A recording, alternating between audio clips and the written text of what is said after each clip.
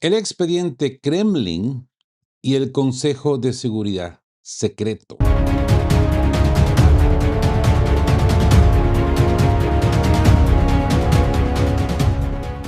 Bienvenidos al puente de mando de nuestro búnker de qué hablan Geo, aquí con Rodolfo, en esta primera actualización de hoy, sábado 20 de junio de 2026. Amigos, ajusten las frecuencias de recepción y presten la máxima atención posible porque hoy pasamos el bisturí clínico directo a los movimientos opacos del subsuelo diplomático que explican la terca física de los acontecimientos en el frente. Muchos observadores y miembros de la audiencia se preguntan de forma recurrente en los comentarios por qué, tras los vectores asimétricos lanzados por la Junta de Kiev contra la infraestructura energética de la refinería de Moscú, no se ha observado un contraataque mediático o una campaña de demolición de gran envergadura sobre los edificios administrativos de la capital ucraniana. Esperan la típica producción de entretenimiento de Hollywood o un despliegue de fuegos artificiales al estilo de Bagdad o Serbia. Sin embargo, como ya hemos demostrado en transmisiones previas, mediante los informes del estratega Sergei Lebedev, las respuestas del alto mando ruso no buscan el impacto visual para la televisión corporativa. Buscan el estrangulamiento material e irreversible de la retaguardia mediante la parálisis de sus tres válvulas logísticas principales: Odessa, Leópolis y Chernivtsi. Así pues que mientras mostramos los metrajes fácticos de las terminales de combustibles destruidas en Odessa en el video anterior, justo en ese momento, en el subsuelo del poder de Moscú se ejecutaba una reunión de cota alta que las autoridades rusas han mantenido bajo estricto hermetismo. El informe opaco de Lavrov y la parálisis fiduciaria de la eurozona. Y bien, amigos, pasemos revisión de forma estricta al expediente del Kremlin. Se ha confirmado la ejecución de una sesión extraordinaria del Consejo de Seguridad de la Federación Rusa, presidida obviamente de forma directa por Vladimir Putin. En la mesa de operaciones se encontraban las figuras definitivas de chasis estatal: Sergei Lavrov, Sergei Shoigu, Andrei Belousov, el primer ministro Mikhail Mishustin y muchos otros. El vicepresidente del Consejo, Dmitry Medvedev, y los directivos de los servicios de inteligencia y seguridad del Estado. La única información oficial emitida por los canales institucionales fue que se procesó un punto crítico de política exterior y que el canciller Lavrov presentó un informe técnico detallado. Todo lo demás quedó bajo reserva estricta. Amigos, este silencio operacional, sumamente inusual, sugiere el análisis de propuestas o aproximaciones diplomáticas discretas, quizás provenientes de un Occidente que experimenta un claro desgaste estructural. Por un lado, las oficinas de Washington permanecen distraídas por la tensión no resuelta en el Golfo Pérsico. Ya más adelante, o en otro video, mejor dicho, en otro video vamos a hablar de ello, porque Israel ha bombardeado Líbano otra vez y Irán ha cerrado el Golfo de nuevo. Y bien, como les decía, permanecen distraídas por la tensión no resuelta en el Golfo Pérsico tras la firma electrónica del memorando. Por el otro, los gobiernos de la Unión Europea acaban de cerrar una cumbre institucional sin registrar avances en la integración formal de Kiev. Y lo que es más crítico para el balance estratégico, sin lograr un consenso técnico para definir una estrategia de negociación común con la Federación Rusa. Fracasando nuevamente en el nombramiento de un jefe negociador unificado. El proyecto continental europeo pues muestra signos evidentes de parálisis en sus capacidades de gestión diplomática. Y esto nos lleva al desarme disfrazado de rearme y el concepto de soborno operacional. Una vez más, pasemos ese bisturí clínico hacia los recientes anuncios de transferencias militares efectuados por Alemania, Suecia, Gran Bretaña, los Países Bajos y Dinamarca. Si pasamos los datos por la física de los números, Las sumas de capital comprometidas son, ¿cómo podríamos decirle a esto? Sustancialmente menores. Sí, son menores en comparación con los primeros ciclos del conflicto. ¿Se acuerdan? Cuando venían esas oleadas de armamento. Hoy, a pesar de que son varias voces hablando al mismo tiempo, pues se hace la presentación de un gran paquete. Pero bueno, las promesas para el envío de vectores de aviación occidentales apenas cubren la tasa de desgaste y las bajas registradas en el arenero, confirmando pues que estas tecnologías han carecido de un impacto decisivo en las líneas de contacto. No han sido los game changers, los cambios de juego como siempre han prometido, ¿no? Mm.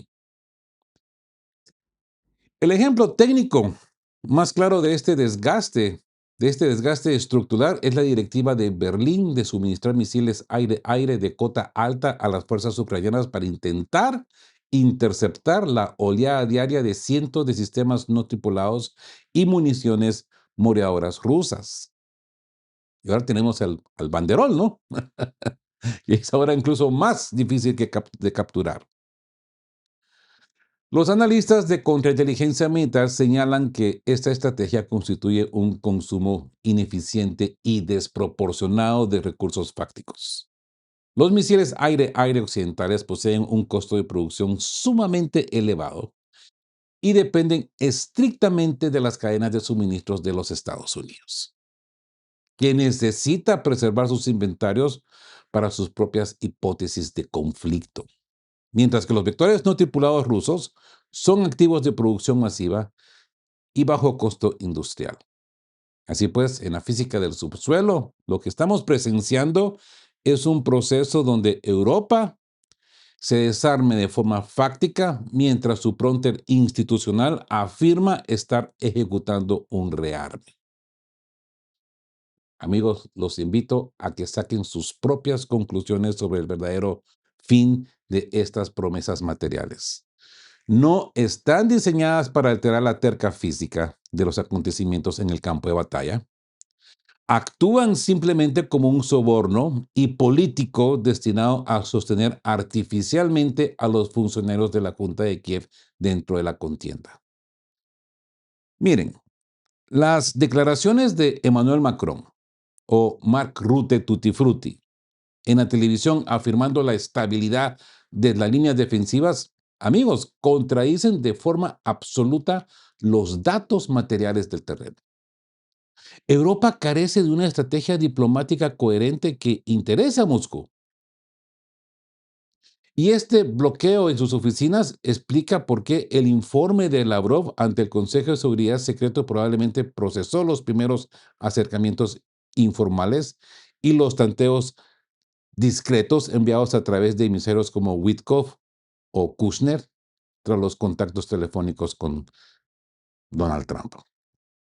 Así que hay que estar atentos, ¿verdad? Y bueno, pasemos al segundo bloque del pliego. Y hablemos de la aritmética del silencio en el Kremlin y los ultimátums de oficina. Pasemos revisión de forma estricta a la segunda capa de este informe forense. Tripulación soberana y quería de qué blanqueo.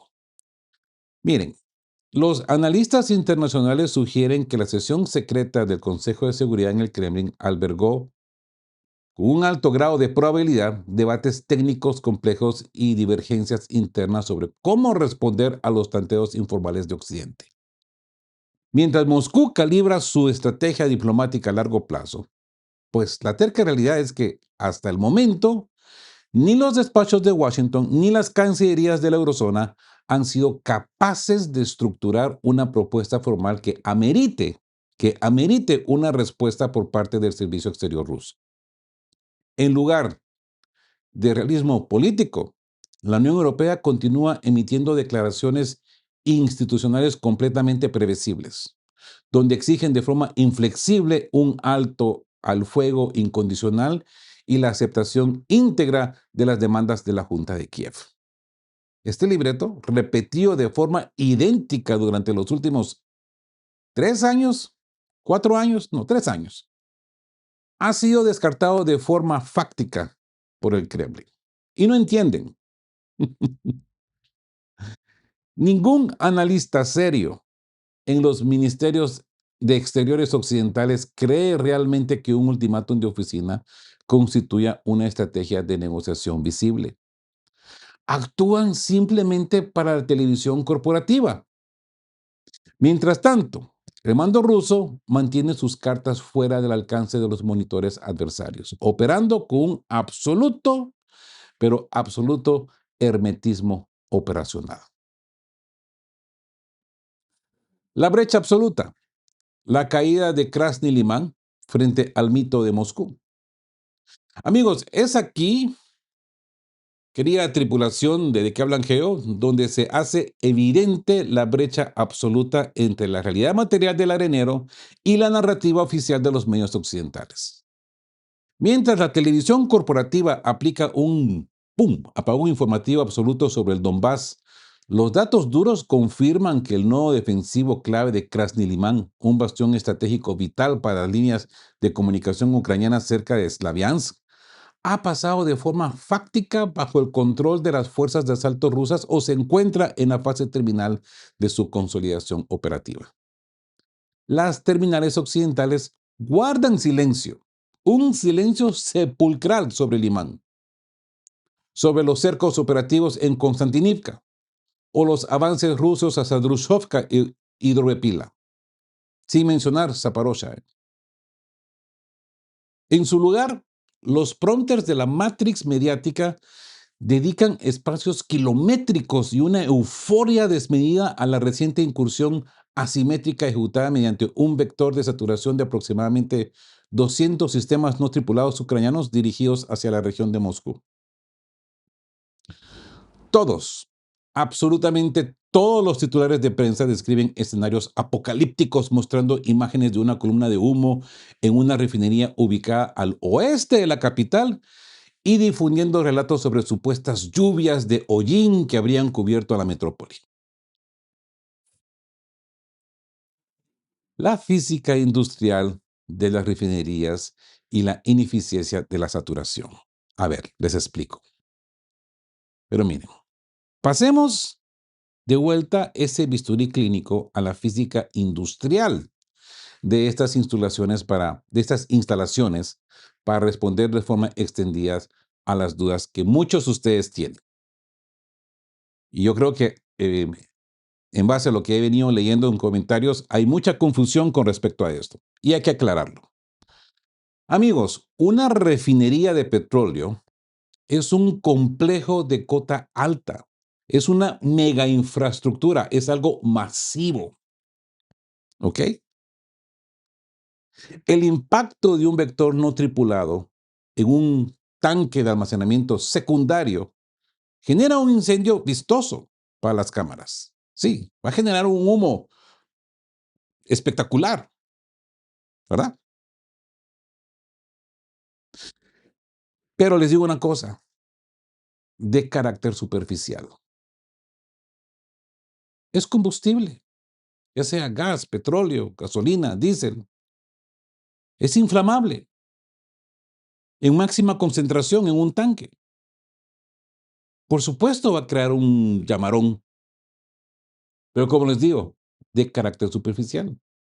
Es más, a ver, pongan atención porque incluso fuentes occidentales y plataformas de análisis de disidencia como Medusa, The Moscow Times o Forbes, que son completamente anti-Kremlin, se han visto obligadas a ratificar el diagnóstico que siempre hemos sostenido en este búnker.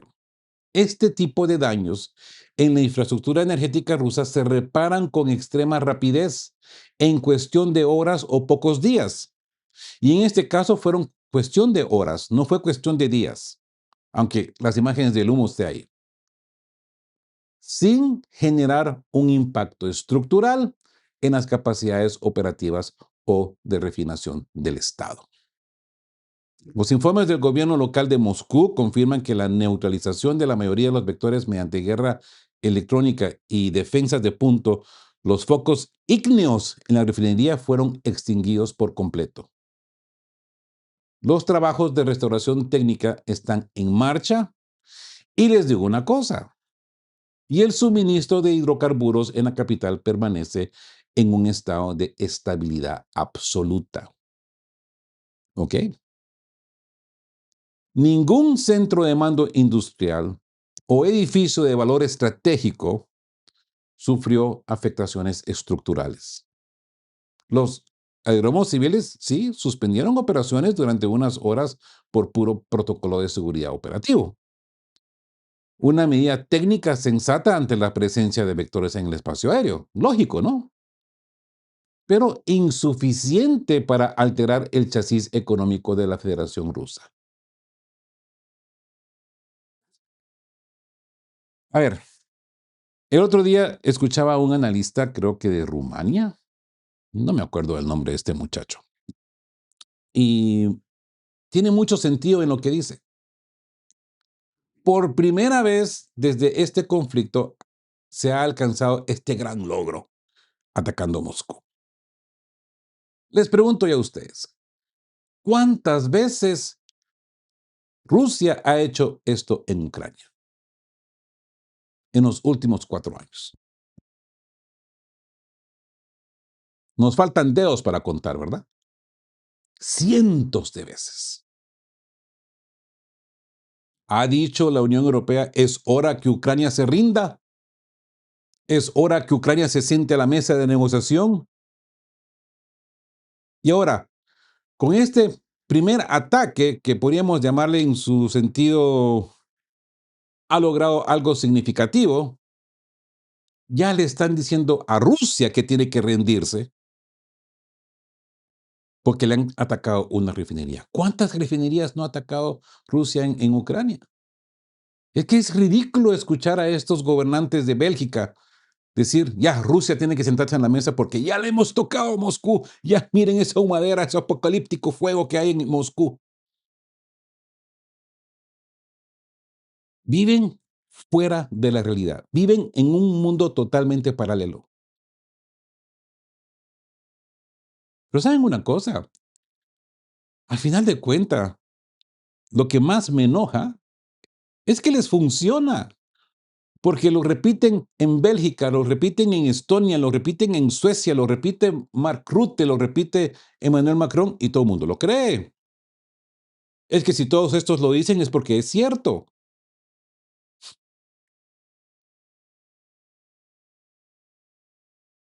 La situación de que la parte oeste de Odessa está técnicamente desconectada del país, porque los rusos tienen completo control de todas las carreteras y destruyen todo lo que se mueve ahí, que huela a gas o que huela a gasolina. Silencio corporativo. Ucrania está fuerte. Ucrania está venciendo a Rusia. Amigos, el balance forense es contundente.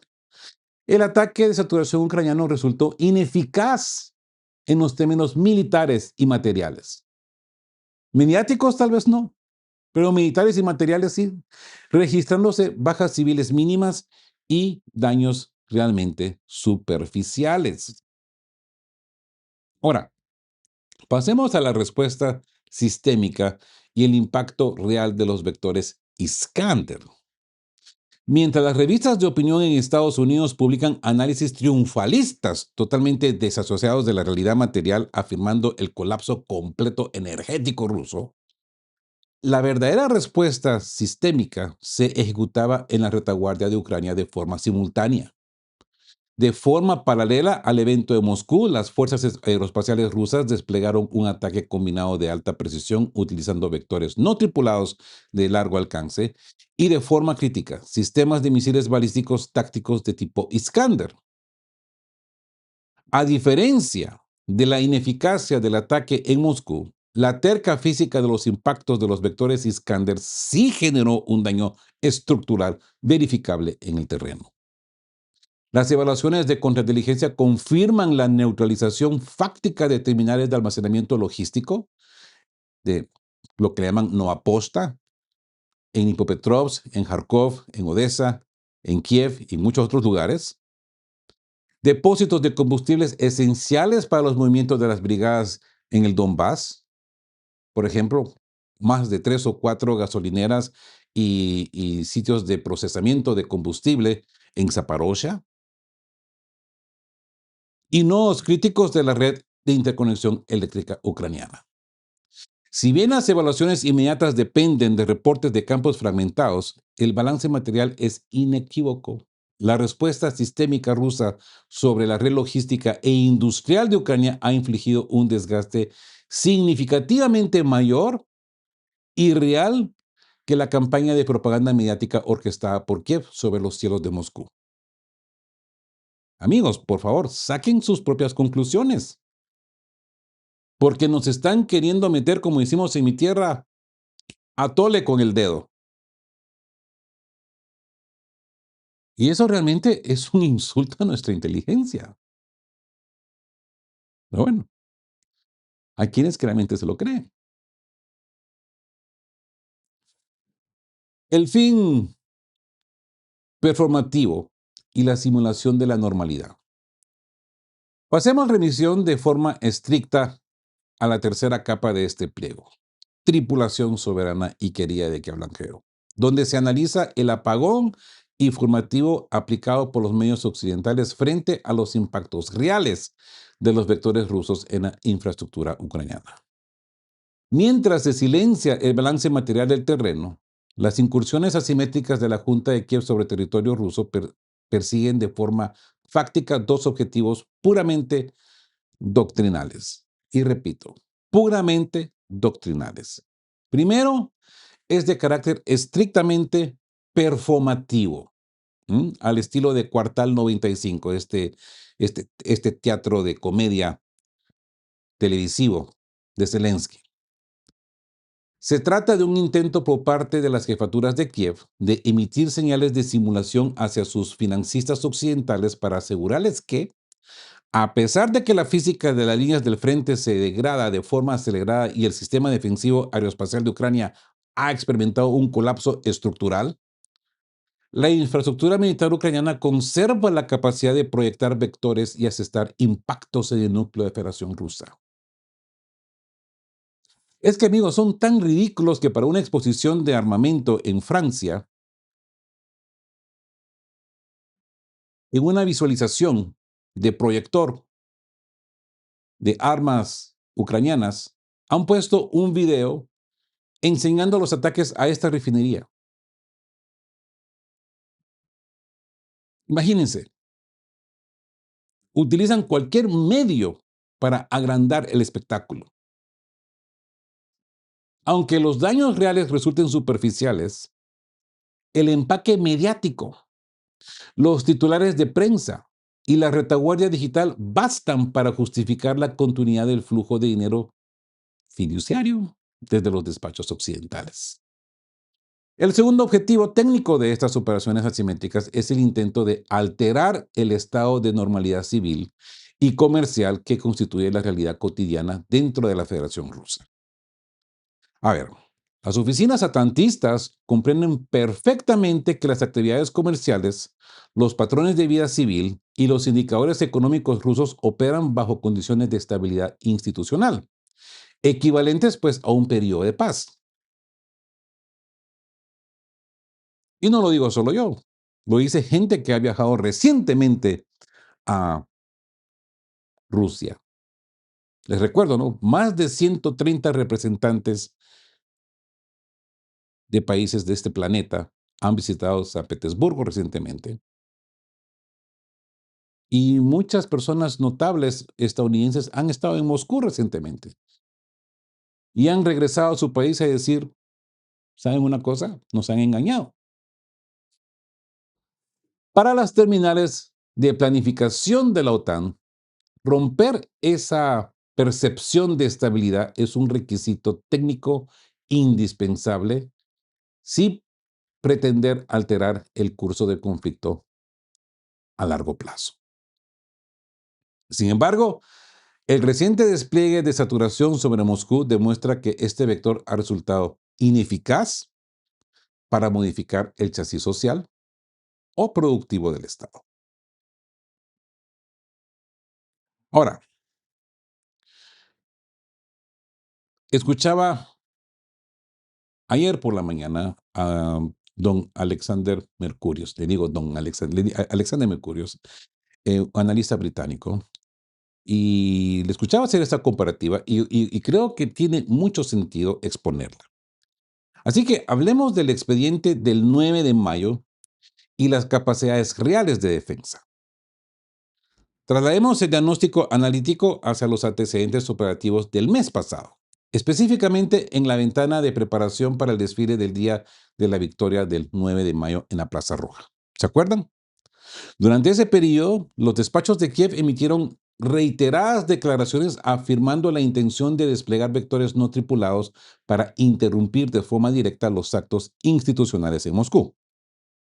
La contrainteligencia desclasa que ante esta situación el presidente Vladimir Putin trasladó advertencias estratégicas sumamente severas y directas al presidente Donald Trump en Washington, estableciendo de forma fáctica que cualquier alteración del perímetro de seguridad en Moscú durante las celebraciones provocaría una respuesta destructiva inmediata sobre los centros de mando centralizados en Kiev, lo que situaría en una condición de riesgo extremo a las misiones diplomáticas occidentales. La firmeza de esta advertencia determinó el establecimiento formal de una ventana de cese de hostilidades temporal de 3 días durante el periodo festivo, anulando el despliegue ucraniano en esa fecha, ¿verdad? Por supuesto que ustedes se recuerdan de esto porque esto sucedió en mayo, el mes pasado. Amigos, al evaluar la reciente incursión de saturación, podemos contrastar las capacidades materiales reales del adversario frente a sus proyecciones de oficina. Si bien el impacto en la refinería generó una columna de humo visible que habría tenido una repercusión compleja en la opinión pública de haberse ejecutado el 9 de mayo, la realidad material es que ningún vector, ningún dron, ningún vector no tripulado logró penetrar los anillos de contención del centro urbano de la capital.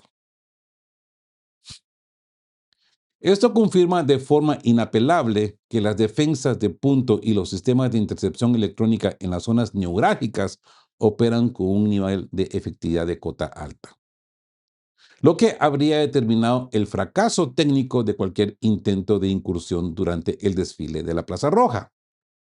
¿Se dan cuenta? Si hacemos esta comparativa, nos damos cuenta que el resultado de esta operación ucraniana que nos quieren poner en la media como una gran victoria es una completa basofia. La planificación meticulosa frente a la lógica de la represalia televisiva. Y bien, para cerrar este bloque analítico, es fundamental responder a la especulación circulante en los medios sobre la ejecución inminente de un contraataque ruso bajo una lógica exclusiva de represalia o venganza inmediata por el evento de Moscú. Amigos, el alto mando ruso no opera bajo la psicología de la reacción impulsiva o el guión de entretenimiento de Hollywood. ¿Mm? El balance material demuestra que el ataque sobre Moscú careció de un impacto estructural que obligue una alteración de los planes de contingencia del Estado.